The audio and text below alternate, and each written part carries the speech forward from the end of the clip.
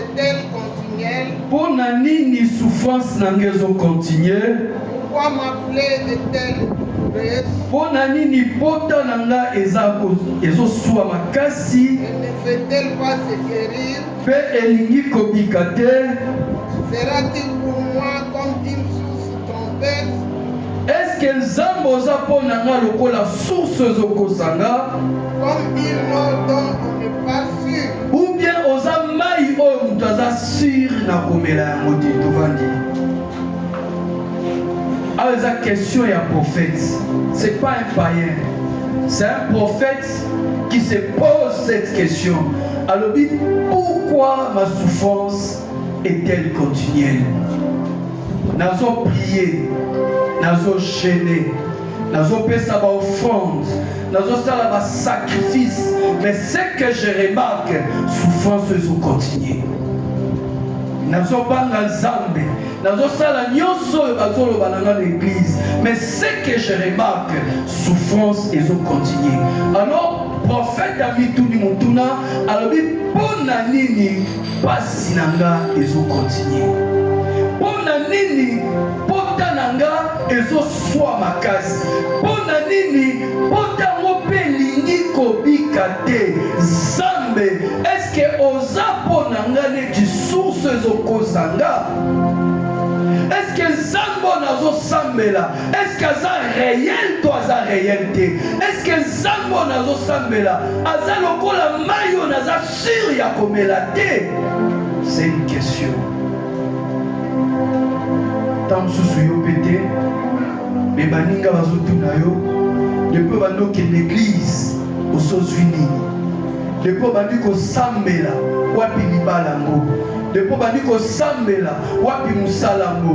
Depuis bandi ko luka nzambe changement ni nezali. Et sa question au Jérémie abandel ko mituna. Mais awa na lina luba pour trois sortes, trois sources de souffrance. Trois sources de souffrance. Source ya liboso ya souffrance. Ezali source oyo euti epai ya bato. Eza na mutu alingi te yo bonga.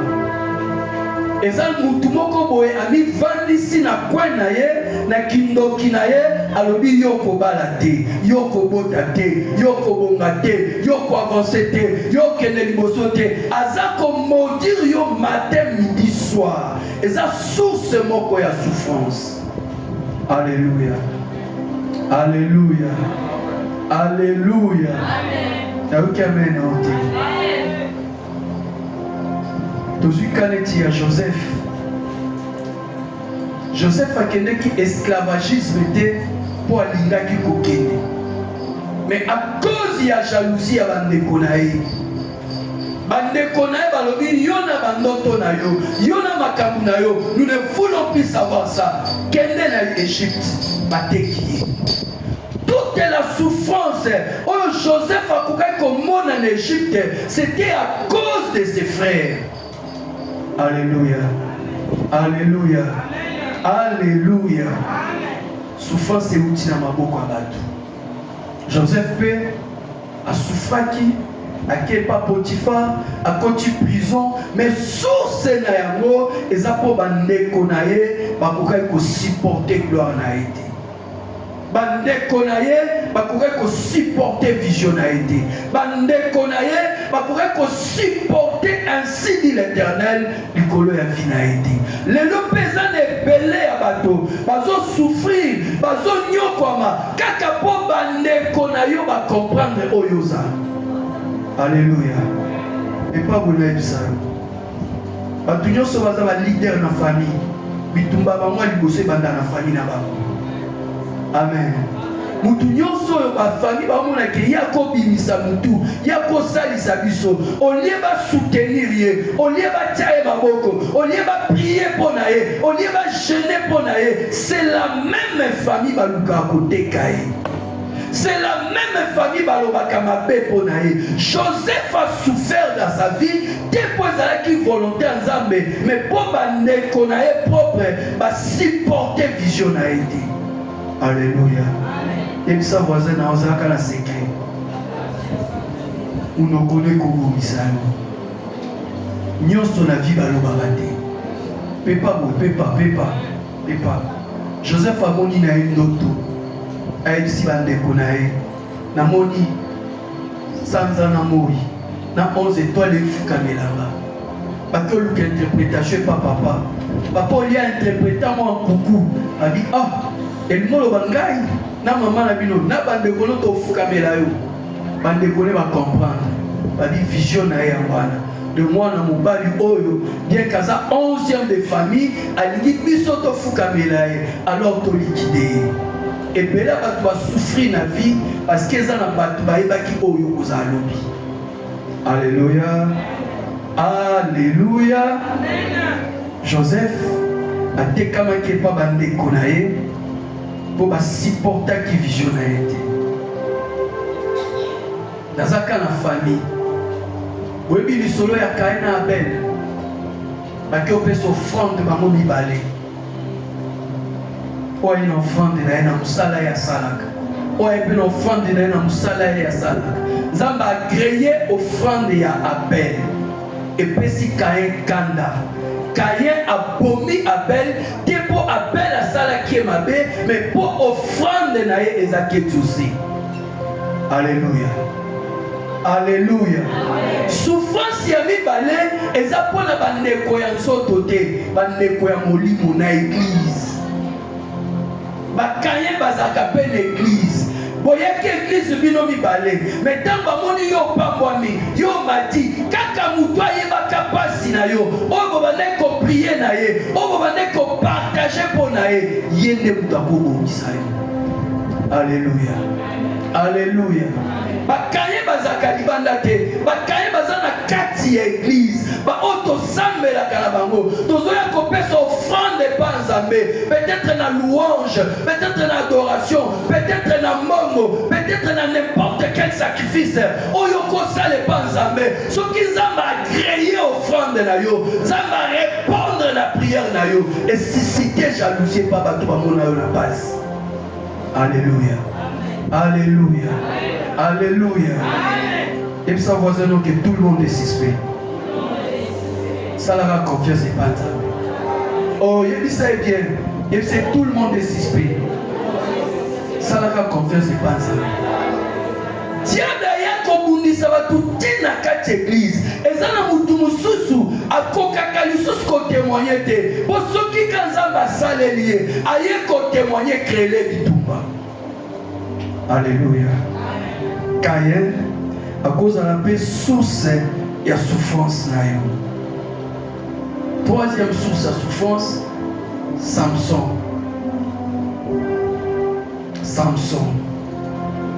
Samson a doté la puissance. Samson a pessié ma casse. Mais à quoi il a dit bakou ya mabe, moi si mabe. Et puis ça voisin moi si mabe. Et puis ça moi si mabe. Samson a quoi na moi si ya mabe. Moi si azo ebiche je t'aime. Moi si azo cajoler. Moi si azo chérir. Mais en réalité, moi si azo luka eba source ya makasi ya Samson ezanini. Alléluia. Alléluia. Alléluia. Pasi ya batu misusu euti na ba partenaire na bango mwasi to mobali oyo ozo fréquenter parce que azana accès ya masolo na yo, azana accès ya mutu na yo, azana accès ya vie na yo, akoki ko détruire yo, akoki pe ko bongisa yo. C'est pour cela Bible lobi, celui qui trouve une femme trouve le bonheur. Alléluia. Alléluia. Na kaya Samson zaka mwasi te. Nani oyo zaka faible pa na ye.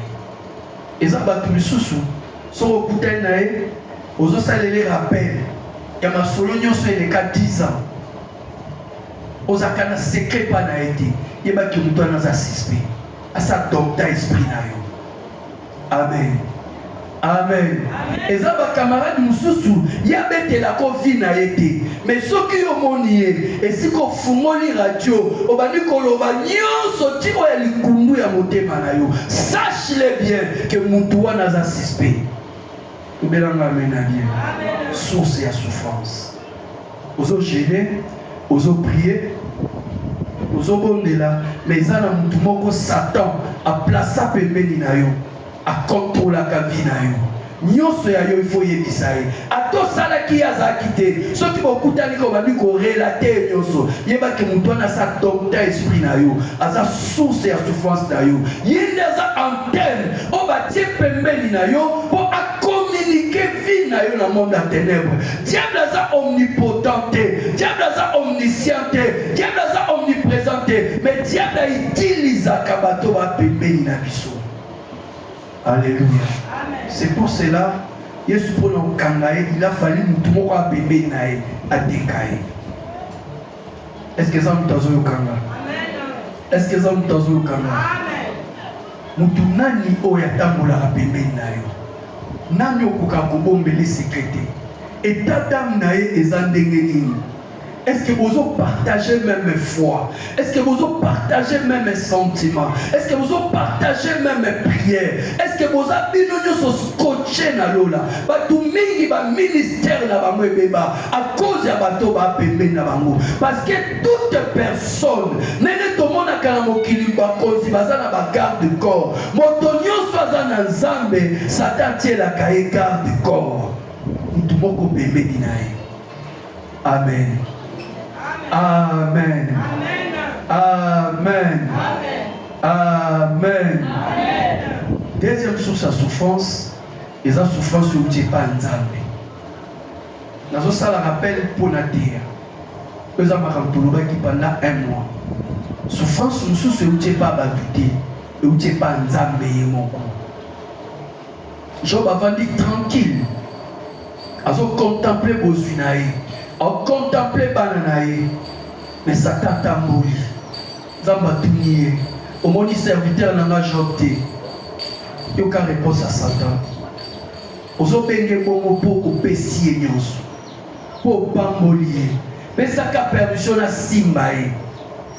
Souffrance à Job, et ça qui dépasse ça qui lui soumet. Souffrance à Job, et ça qui problème à famille n'a été. Souffrance à Job, et ça qui problème à héritage été. Mais souffrance à Job, ça va la katia yé na épreuve. Batu nyonso bana nzamba solo, balikana na épreuve. Amen. Amen. Alors, ce qu'on a dans un moment épreuve, et que conscience nous a reproché le côté, sois fort, sois puissant, résistez. Au Bible dit, résistez le diable, il fuira loin de vous. Souffrance, c'est où t'as que pas nzambe et moko. Zababina tiana nuye une épreuve. Est-ce que ça les langa pour un mbongo? Est-ce que ça les langa pour un nango? Donc mécanin qu'on coincé, total à ce qu'a posé les langa. Laisse-moi te dire quelque chose. Pierre à solo balobi, pour nabino moko to sale la nzambe to sale la batu. Paul paye kosisa alobi entre biso nabino nanyo tokoki kotosa. Alléluia. Alléluia. Les Paul alobi, est-ce que zanzala les kamolanga na Yesu? Est-ce que za bilamba? Est-ce que za mbongo? Est-ce que za kozanga? Et l'okoni ne ko kamolanga na mundi Christ. Mutu oyo traverser des airs, il faut que bana mutu wana parce que ceux qui souffrent c'est où tu es pas nzambe. Sache-le bien que l'olé monaye eza épée et cause qui sayo. Amen. Kochola ka mutu te soazo le ka passe. Eza ba passe mususu nzambe mo ka permettre. Mutu ale kanzela wana. Eza ba désert mususu nzambe mo ka permettre mutu ale kana wana. Tangu yazo lela, azo prier, azo gêner et sans volonté nzambe lingi ale kana chemin wana pour lobby mokile loba que réellement Dieu existe. Amen. Alléluia. Amen. Souffrance mususu et outil et pas nzambe yemoko. Abraham kozanga kobota nae ezaki ba démonter. Abraham asala alliance na Nzambe. Abraham Nzamba promettre abi tu auras un fils, tu auras un successeur, mais comme il a un moment moko Abraham abi je n'en peux plus. Yokanga ba vrai ba sali Nzambe Et comme à un moment où Seigneur, je n'en peux plus. Fais de moi ce que tu veux pour passer les qui. Parce que l'ensemble nyoso, zamba l'examen une épreuve de fait. Et ça nous soit pour les canaux fait au azangi même lamba. Et ça nous soit pour les canaux fait même lipo et ça très luxe. Et ça nous soit pour les canaux fait même place à coller les athées. Mais ce qui a une alliance dans Zambé, que bana mutouana. Alléluia. Alléluia. Amen. Après ma vie je n'en peux plus. Sarah perdu je n'en peux plus. Soit domestique au Moutanaï. Ça ne peut pas valider. Regarde-moi. Talanga. Tant que Sarah Zoé Sabra m'a dit, vois-moi la moussa dans le Moutanaï. Zambaza quitté. Zambaza quitté. Zamba valider. Il n'a rien dit. Et ça la prière, nous sommes sambelo, sambelo, sambeli. Zamba valider. Et je veux dire à quelqu'un, le silence de Dieu, ce n'est pas égal à l'absence de Dieu. Peut-être un homme est silencieux, mais il n'est pas absent. Alléluia. Alléluia. Zamba va dire. Et ça n'a collé la mousse au leli, au lali bachène, au kemangengenge, au keluzizila, au bandeli, au saliba sacrifice. Mais Zamba va dire. Dieu t'observe. Alléluia. Alléluia. Souffrance où tu n'es pas un Zambé. Avantage dans les alliés, Zamba obéit sa solution. Amen. Amen. Amen. Zamba obéit sa solution. Mais souffrance où tu n'es pas un Zambé. Solution dans moi. Et c'est un moutou à créer solution. Est-ce que vous avez au Kanga? Est-ce que vous avez au Kanga? Souffrance c'est où tu n'es pas à bateau. Il faut les canaux de délivrance. Il faut les canaux de service. Mais souffrance c'est où tu n'es pas ensemble. Et c'est un yomo comme tu créer solution. Amen. Amen. Amen. Amen. Amen. Répéter comme pendant un mois. Souffrance c'est où tu n'es pas à bateau. Il faut les canaux de délivrance. Il faut pas prier pour nous. Il faut les canaux de service. Mais souffrance c'est où tu n'es pas ensemble. Solution dans les aïeux. Amen. Amen. Tout le monde est Abraham a vendu. La sans été. On a 3 personnes dans les canaux. Les bateaux dans le quartier na biso bazalawati. Benga bango. Babengi bango. Même si Sarah lambela bango, Sarah lambeli bango. Bah sisi kolia, moko kati na bango dit où est ta femme? Sarah y. Sarah t'a connu ici l'année prochaine. À cette même époque, tu auras un fils. Nous doit créer un miracle, ce n'est pas Dieu, c'est Abraham lui-même. Ce qui a attaqué Batouana Kara, ce qui a s'occupé de la bangote, promesse ensemble, oui, mais il n'a que ça nini et oumela. Il y a des choses que tu dois faire pour provoquer les miracles. Il soit là quelque part, à zoter un anda comme on a un club. Mais dans la famille, mon bazalaki, n'a pas de bango et bosono, paralytique. Moi, au côté anda pour les athées. Batona basali, bamati likola tol, balongo li tol, balongo li plafond, bakitisi et bosono liboso à Yesu. Est-ce que Yesu t'a bien bango? Bango moko va créer miracle. Moi si moko a perte de sang pendant 12 ans, alors qu'il s'envoie Yesu, à présent mutu moko azobi kufa. Comme on a Yesu à Nazareth, alors formule nyonso bato basalaka, mais il faut créer une nouvelle formule. Pour na Bartimée à Gangaki, pour na Nicodème à Ekina Boutou.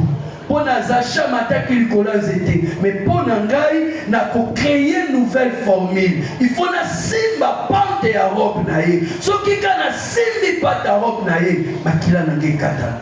Oui, il y a des choses que tu dois faire que les autres n'ont jamais fait pour ta délivrance. Alléluia.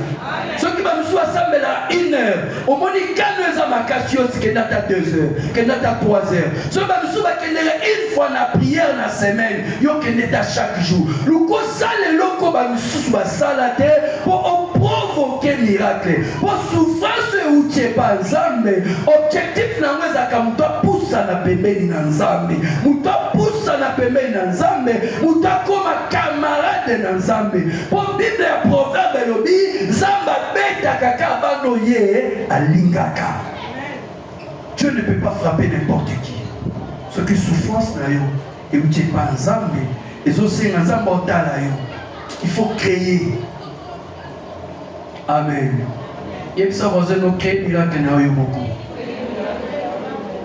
Neti maman Anna a mesana ni affection mobali na ye. Debi lisolo Anna. Debi lisolo Anna a mesana na affection mobali na ye.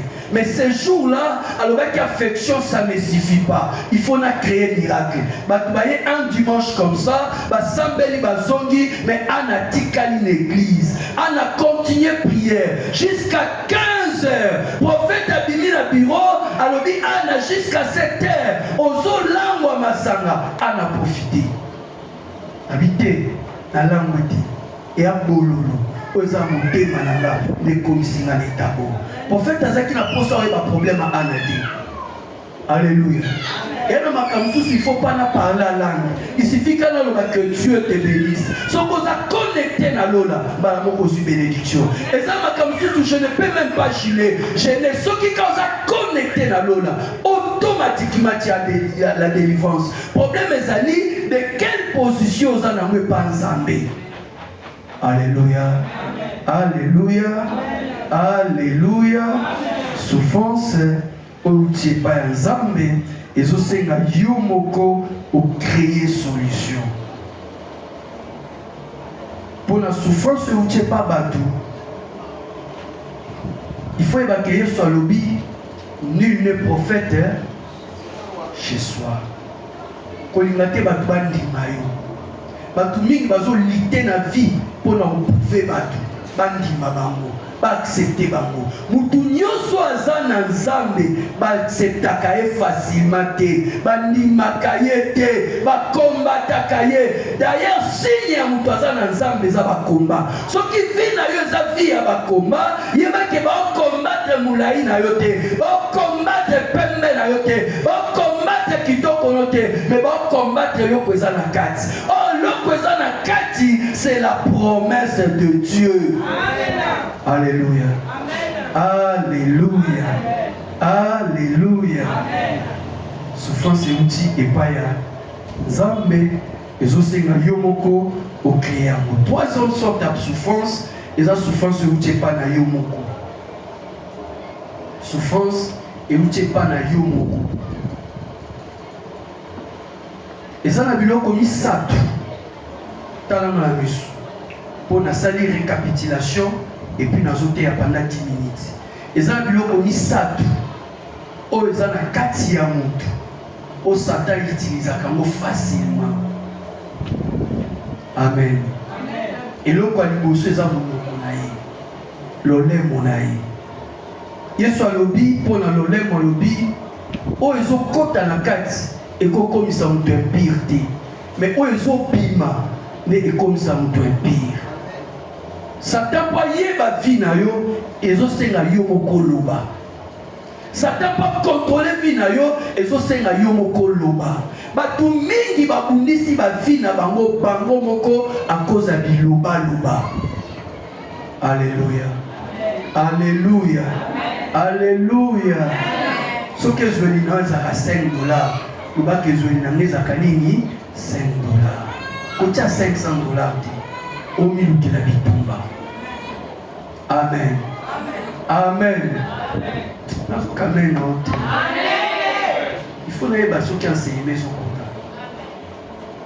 Batu mingi babundisi vi na bango pona biloba loba. Vouloir se faire grand. Or tant ozoluka komi sala grand, yeba que ozo benda pe bitumba ya nini ya munene. Regarde-moi dans toutes nos questions. Vous voyez que papa passe en l'année de l'autre. Sur la pression 1000 francs. Pour le banane. Merci. La pression 5000. Pour le banane. Imaginez ce qu'aucun pas président de la République. La pression 5000 francs. À toi, merci. Mais mon thème est ça. Ça, c'est le nanga. Mais il n'y a pas péché à 5 000 mais ça, son mon thème est pas poil. Amen. Quand vous avez faire grand, il y a des choses qui sont bitumbanini ya munene. Mais bitumbana ce qui est kokani na ndengo mis ça la munene te au milieu quel ba problème na vie. Et pelé balia ba poison, likola orgueil, l'olendo. Dieu résiste les orgueilleux, mais il fait grâce aux humbles. Un enfant de Dieu doit se soumettre. Il faut être très simple dans la vie naïe. Alléluia. Bitumba makasi. Souffrance mingi va doit souffrir. Tu vois le lait mon là-bas. Tu parles de n'importe quoi. Au bout d'un abana riche, au commissaire moi na riche. Ce que vous avez moi na riche, tu calera de mozalaka. Nous sommes capables. Il y a un logo taillou, na se à poubelle, afin de na kiti ya bokonzi. Ko forcer na tilté pour ekoya yango moko. Amen. Deuxième porte, il y a souffrance, il y a mutu, il y a moko amilukela, et ça va acte oya opposé. Ba acte ni opposaka. Mutu mususu, okoke kotala ye, tala na misu. Okoke kotala ye. Omona ka moni akange longi. Alobi ne lote, akange longi. Abando fiotola. So apeso mai omela. Hein? Tozo solo là. So apeso mai omela. Omela te kwani. Ba acte na ye. Mutu so asa na mbongo te. Mais à mon on a on peut se sourire. Ah, maman boni, vous avez bien, autant bon sourire ou on a qu'à on peut se monter. Mais si on peut s'attaquer à ma démine, en sali, à combien? Aux autres souffrance na les autres tawapi, mais bah atteindre n'y oppose à que pas bateau. Bateau mais sous bazana katia complexe. Ce que mon mutoza nango a traité le col à zanango. Ce que mutoza nango te a traité peu le corps moi qui était. Bateau nyoso bazana valeur moko na miso nzambe. Alléluia. Alléluia. Ba oyo bazana nango telelo. Est-ce qu'on interroger 5 ans na bango? Est-ce qu'on interroger 10 ans na bango? Est-ce que yo o interroger pour oyeba makambo esal ma 2030 pour la vie mutuana? Qu'on néglige toute la vie. Est-ce que vous avez? Est-ce que vous avez? Qu'on néglige toute la vie. Qu'on traite toute selon les apparences. Bah, acte ni opposaka. Amen. Amen. Bilenge basi musubazana ba mama. Mon papa est à peu près $10. Bien. Créer canazo le côté. Moi, mon kem bolonsa na moni. Alléluia. Alléluia.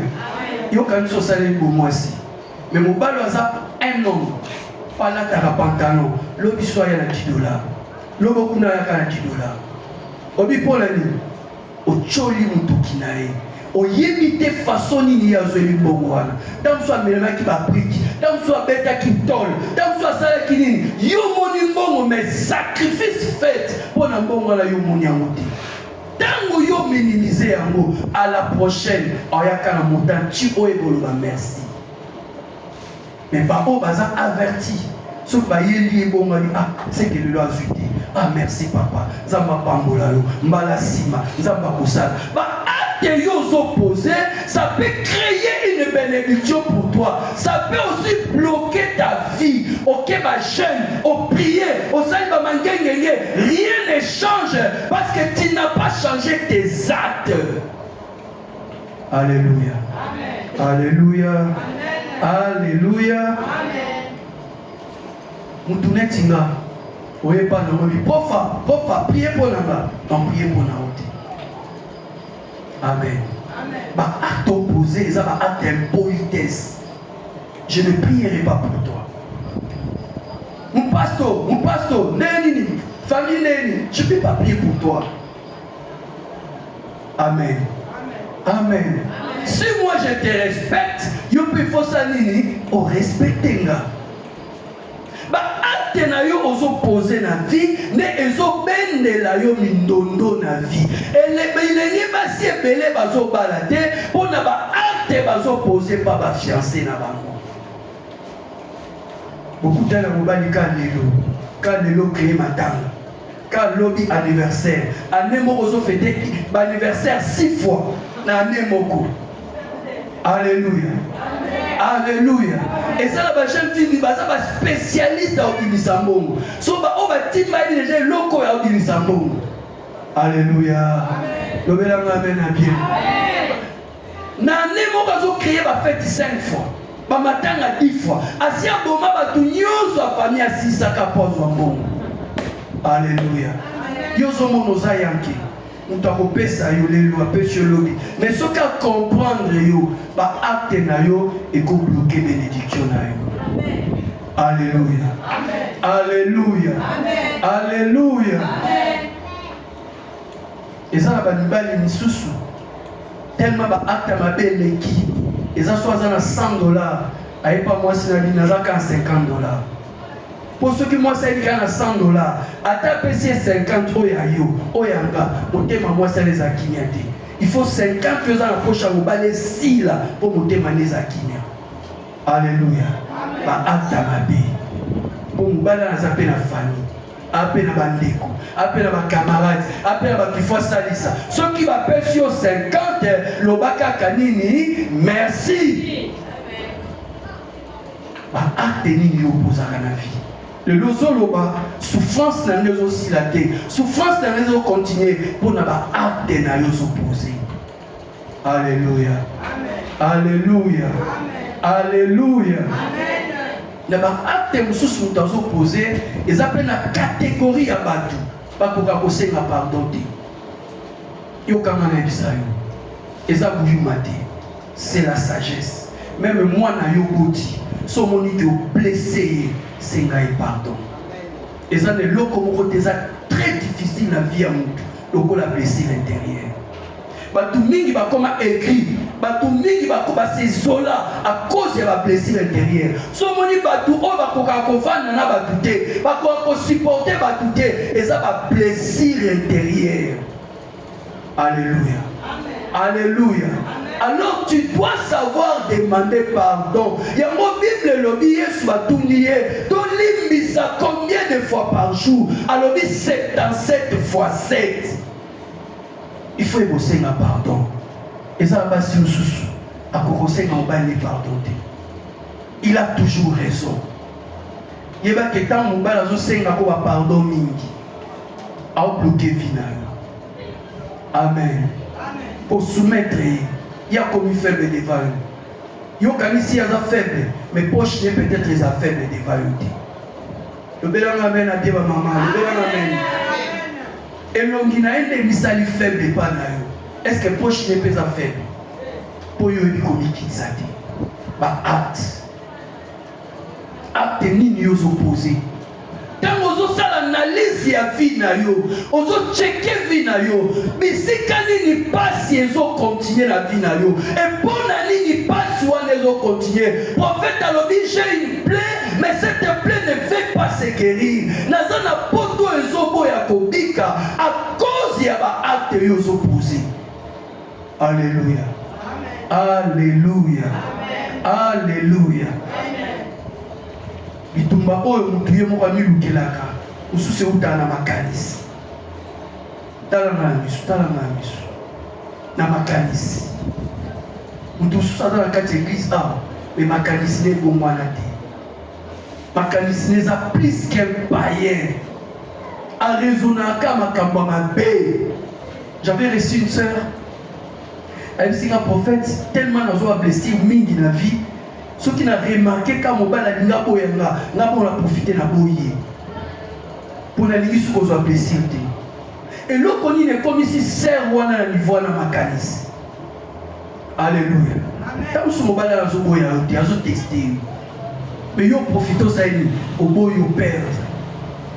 Makanisi nini esionaka na mutu na yo eza batu misusu bazo maudire ba vie na bango à cause ya makanisi na bango omona mutu alobi avayo finga nga bona bifinga nanu pe amifingi bien komifinga zo mifinga les amakanisi na ye ndenge azwaka image ya vie na ye yango abimisi yango epe abi ofingela wapi.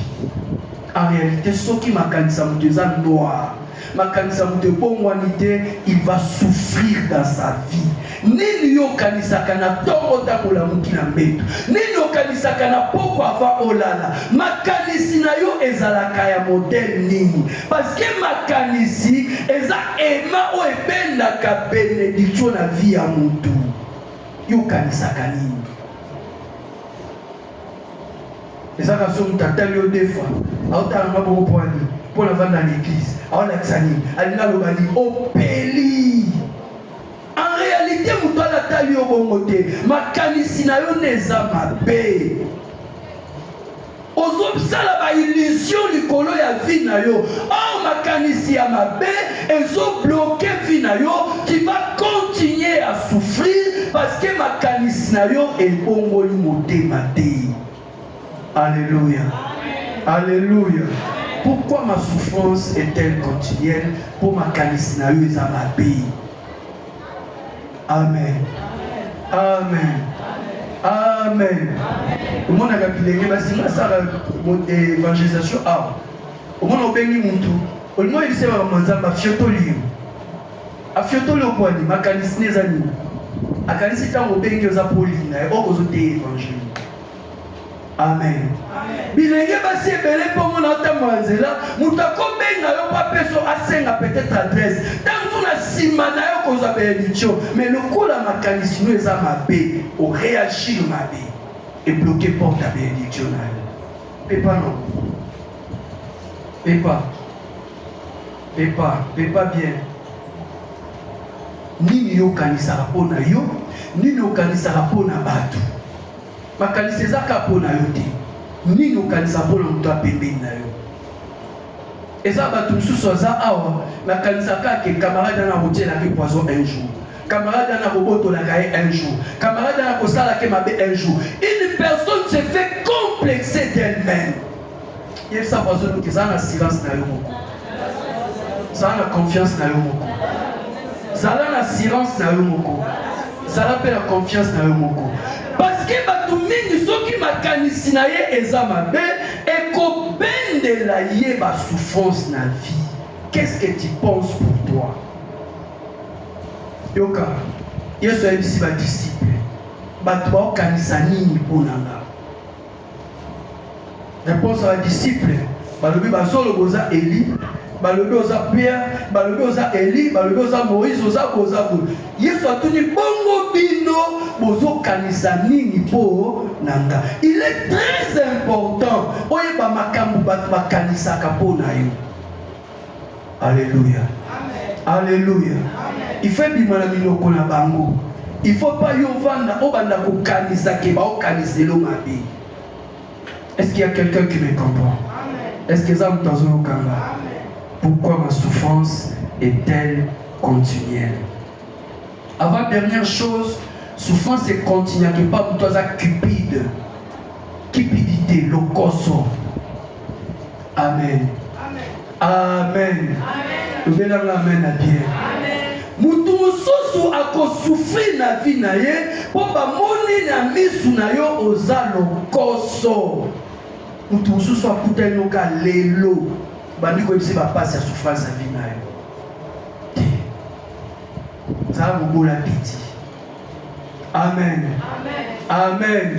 Tika mutu a découvrir passe na yo, koloba passe na yo ti.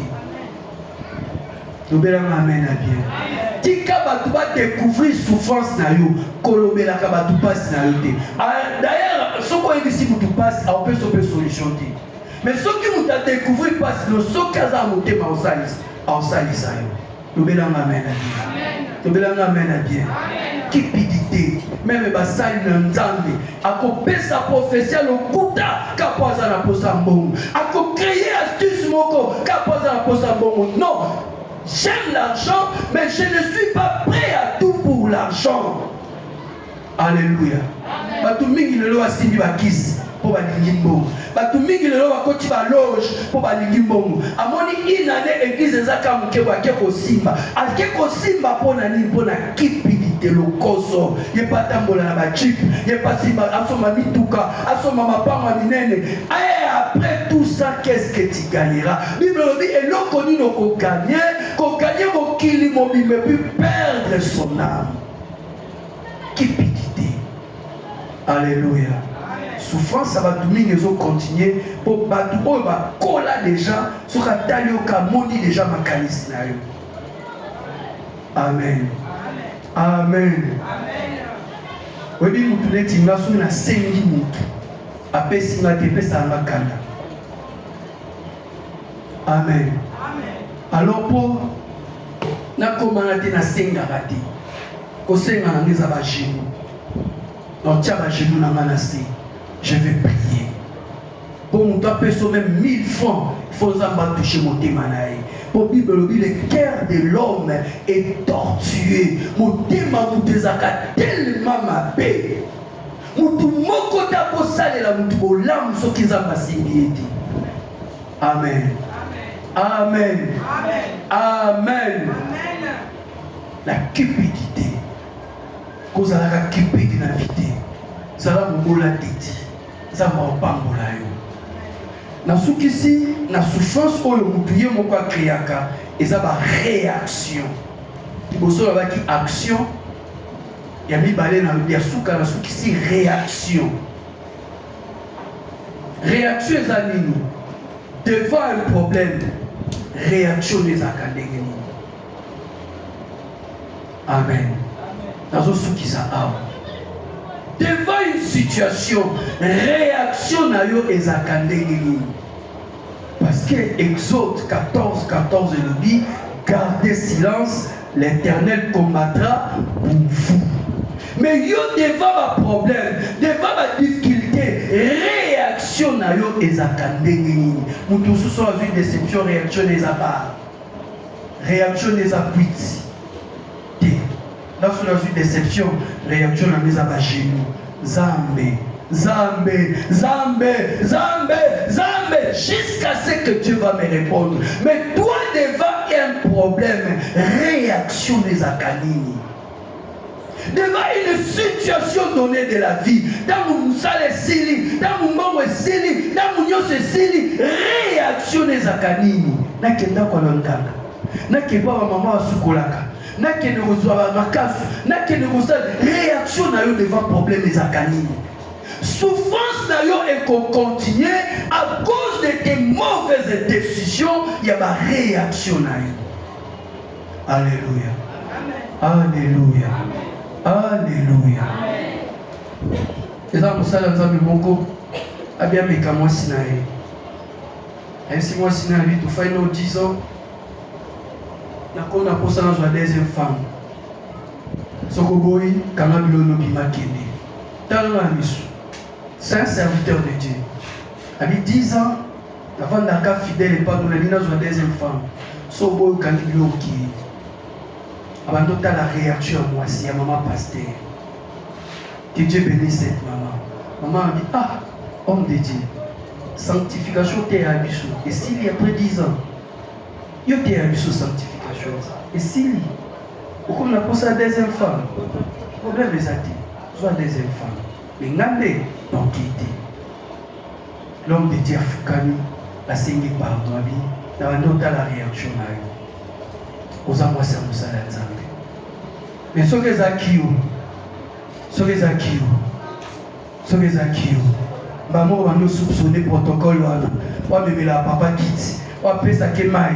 Le cas comme la poste à deuxième femme, et cause a été, et ça, on a partenaire, on a été, et ça, on va dire qu'au temps où il s'est macané, jusqu'à ce qu'on se détruire yomoko intérieurement. Pour ce qui est intérieur, physiquement, on commence à soupçonner tout le monde.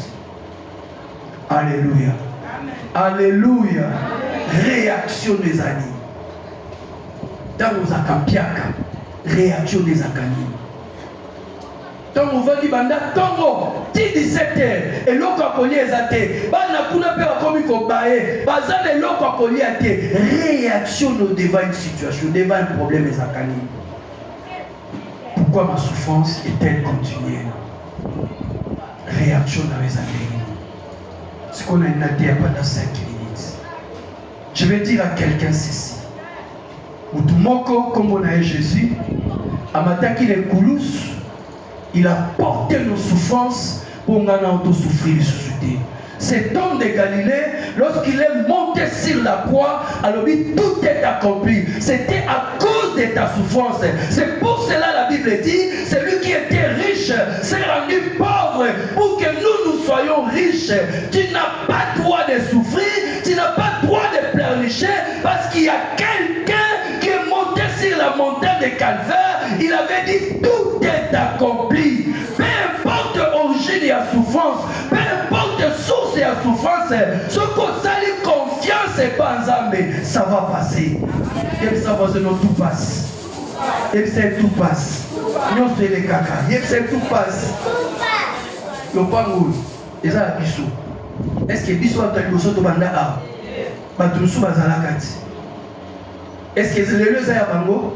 Tout passe. Ko fin na zambete, ko ina zambete po zangi, ko ina zambete po zana pasi, ko chola zambete po zo souffrir. Tia confiance na yo na ekulusu. Po Bible lobi, ba onyo so ba tia ki elike pa na ye, ayoki saki bango sonite. So côté confiance ne pas Yesu, tu ne seras pas humilié. Et sa situation est à temps. So qui 6h ezali, 12h pezali, 15h pezali, 18h pezali. Nyonso apambo maka no côté baba pambo qui na 6h na zozela na 12h babisusu wazela na 15h babisusu wazela na 18h. Problème ezali kambo ya temps parce que les paniers circulent encore tout nanga pe kozala ko ina batute ba bazwi lelo soki bango bazwi lelo tant soki mobange na bango bazala clochard mais yo ko vivre bien na ki mobange na yo ko chola mutute po lelo azanango soki azanango tant sous 5 ans mais dans 5 ans nous avons problème fixé monsieur pas Jésus. Il avait dit tout est accompli. Alléluia. Alléluia. Et ça n'a pas passé où tu n'es pas battu. Et ça n'a pas passé où tu n'es pas ensemble. Et ça n'a pas passé où tu n'es pas na yomoko. Solution na mweze kulu sur la Jésus. Au Bible solo ba onyo so nyoka soit qui bango, soit qui va fixer mi sur la bango, na nyoka ya motako, porta la bango ko bango te. Même si on a assez à malédiction, même si on a assez à envoûtement, ce qu'on place confiance de pas Jésus, tu ne seras jamais humilié. Alléluia. Alléluia. Alléluia. Alléluia. Yo tu as la confiance et pas là. Au Tikaïka Kolelo quoi Jérémie. Jérémie avait raison. Et à Kolela. Parce qu'à l'époque de Jérémie, il n'y avait pas encore le sang de Jésus. Mais ngana yo, tozan a raison de Yakolela, Yakoplerniché, parce que biso, tozan a molobeli, le médiateur qui s'appelle Jésus de Nazareth. Yé a Kanaki, alors tout est accompli. Nathan à Jérémie, il n'y avait pas le sang. Mais Nathan a biso, makilezo kanga, abba,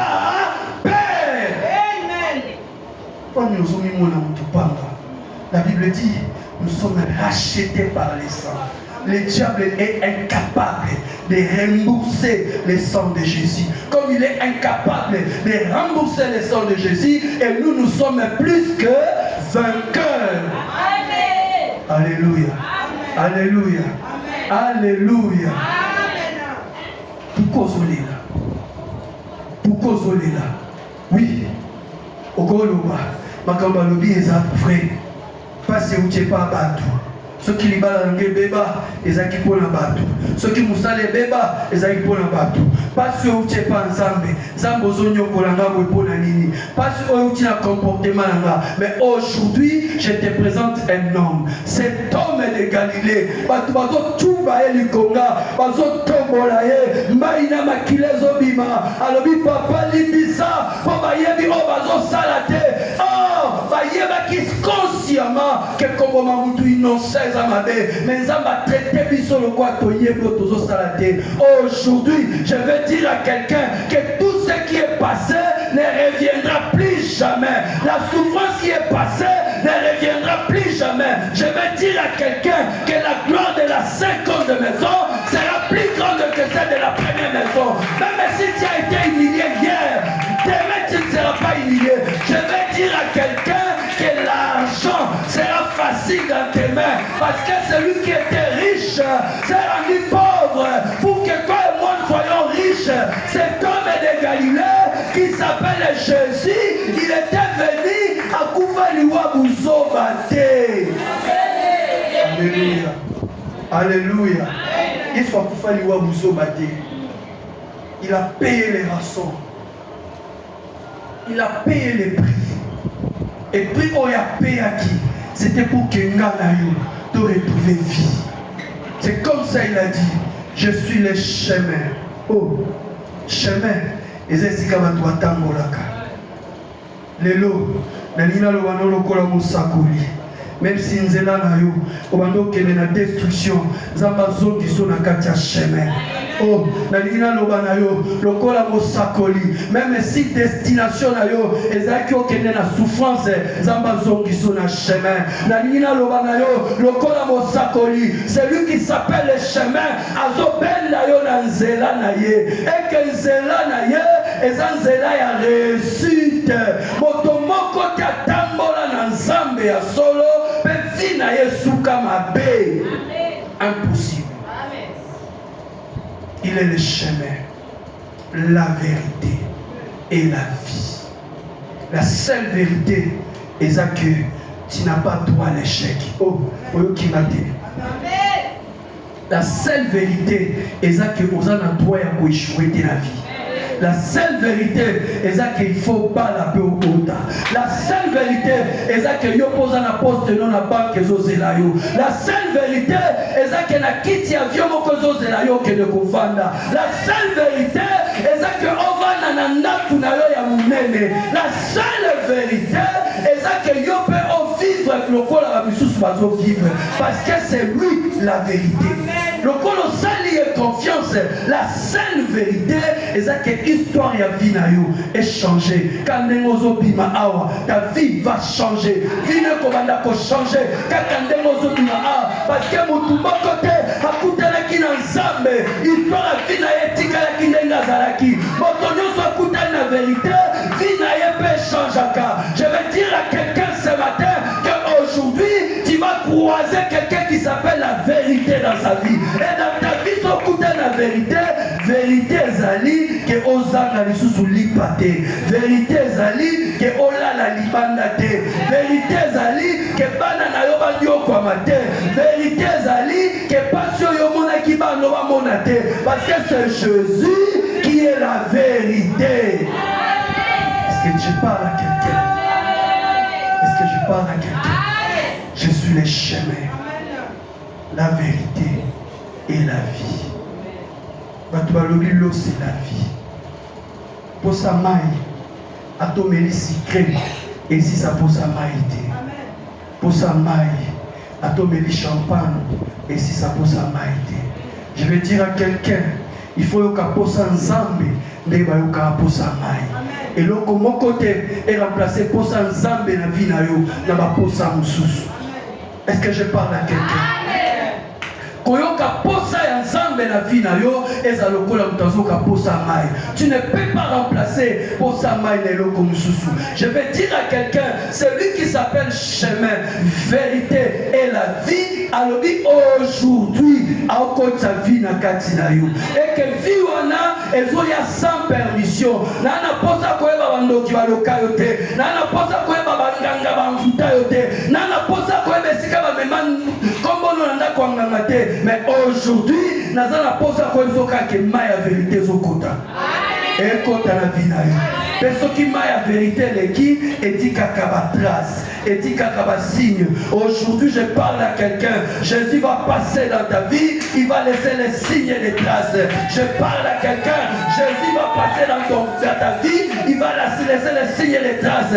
Ceux qui ont qui na commerce na yo, il va laisser les signes et les traces.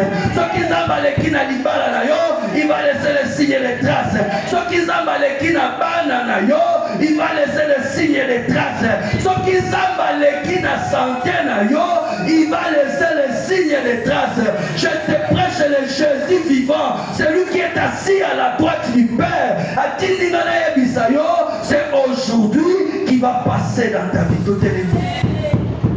Tout est limité. Tout est limité. Jésus va passer dans ta vie.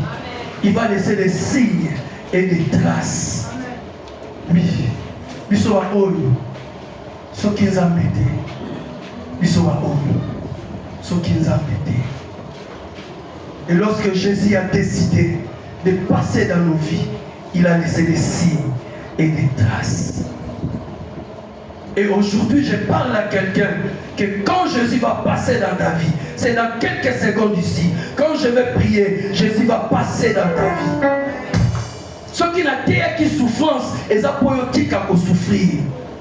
Ceux qui n'ont pas qui ma souffrance, pour yo otika kolela lela, que passe na ngezo silate, passe na ngezo melate, na ningi o changer langage, o ebisa ensemble, que passe na ngesi lelo, pour lelo yo le canavi nanga. Il y avait un homme, 38 ans en souffrance, na piscine à Bethesda, a sali ba solution yo zo simbate, azamel na bande kobo ke na maite, cet homme de Galilée, aye koleka na chemin aye bisi venti être guéri. Aujourd'hui seulement, ceux qui ont connu la solution, au cause yango, problème est yo, au solution. Il a posé la question à cet homme, veux-tu être guéri? Moutouana bandi ba explication. Ce matin, nous allons poser ensemble ba explication té.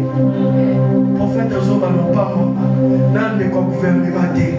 Nazana de la poto té. Nazana boité té. Ça ne concerne pas Dieu. Cet homme de Galilée, lorsqu'il passait à Zoya na solution, pour yene comme na solution. A tout lieu, veux-tu être guéri? Question de tout manier pas na lelo. Est-ce que vous en avez posé à Kobala? Est-ce que vous en avez posé à Koboda? Est-ce que vous en avez posé à stable? Est-ce que vous en avez posé à correcir la vie? Est-ce que vous en avez posé à Yoposeka? L'explication na Yohana est à l'Isabété. Nombre ba année à souffrance na yo est à l'Isabété. Nombre ya kolela yo lela la vie est à l'Isabété. Problème ya Yesu ezali kaka. Prends ton lit et marche. Et ce matin, le même Jésus que je prêche, il va dire à quelqu'un, prends ton lit et marche. Prends ton lit et marche. Prends ton lit et marche. Prends ton lit et marche. Cet homme de Galilée, il vient avec la solution. Amen.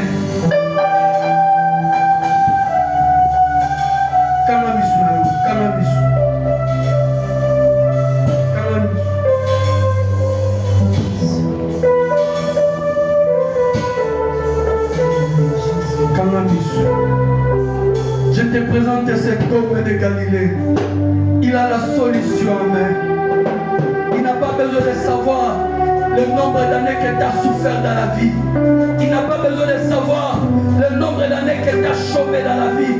Il n'a pas besoin de savoir le nombre d'années que tu as eu de misère dans ta vie. Il n'a pas besoin de savoir le nombre de jours de ton célibat. Il n'a pas besoin de savoir le nombre de jours de ton veuvage. Il n'a pas besoin de savoir le nombre de jours de ta misère. Veux-tu être guéri? Veux-tu être guéri? 38 ans a été résolu dans quelques secondes. 38 ans a été résolu dans quelques secondes. Aujourd'hui, le même Jésus, est venu pour résoudre une situation qui a perduré.